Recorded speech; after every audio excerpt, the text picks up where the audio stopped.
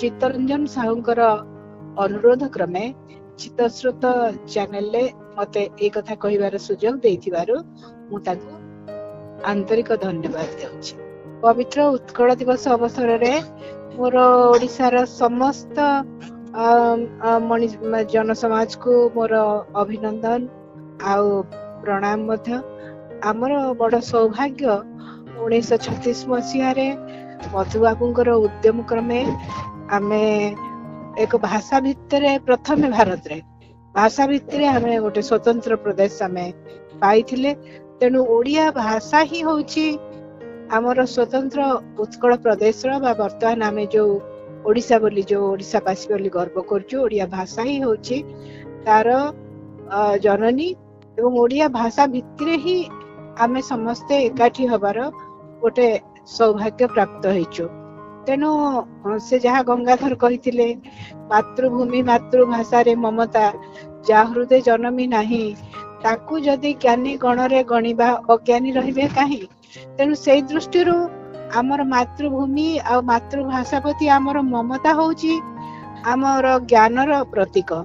किंतु आमे वर्तमान लक्ष्य करूचे जे ए मातृभाषाटी आज पुणी अवहेलित अवस्था को आसुची। एते चमत्कार भाषा आमर एते शह शह वर्षर ए भाषार ऐतिह्य रही।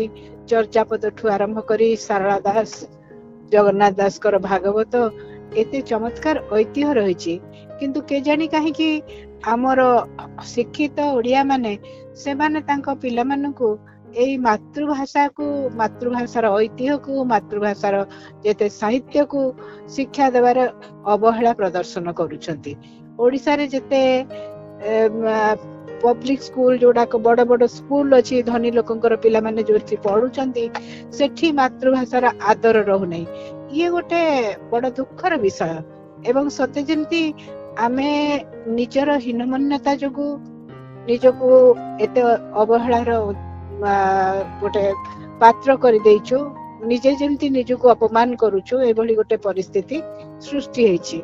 किंतु मु आशा करिबी एही उत्कल दिवस अवसर रे आमर मातृभाषा प्रति आमर समस्त ओडिया से माने धनी हुंतु दरिद्र हुंतु निर्विशेष रे समस्त ओडिया गोटे शिक्षार आधार भावे मातृभाषा को से माने सम्मान देबे एवं मातृभाषा रे शिक्षा दबा मातृभाषा रे समस्त दुकान बजार ना लिखिबा मातृभाषा रे कथावार्ता करिबा मातृभाषा रे कथावार्ता पढ़िबा लेखिबा ए सब को भल भाव आयत्त करबा ओडियार गौरव ओडियार स्वाभिमान ओडियार अस्मिता आमे जेमती ए अस्मिता ए स्वाभिमान ए गौरव को जदि आमे हरई देबा गोटे ओडिया जाति हिसाब रे मध्य आमे गोटे अपमानजनक स्थिति को आसी जिबा। ओडिया जाति को मध्य केही सम्मान करिवेनी।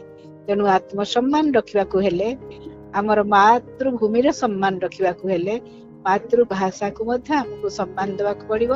आ जेउटा हमर एकमात्र परिचय हमर निजर अस्मितार से परिचय को टेक मध्य रखिबा को पड़िबो। तेणु जने माँ हिसाब रे ओडिसा रे जन्म हिथिबा गोटे नागरिक भाव रे आ मु निजे ओडिया भाषा साहित्य रो अध्यापिका थिली। तेणु मातृभाषा को बहुत भल पाए से मातृभाषा रे भी लेखा लेखी करे।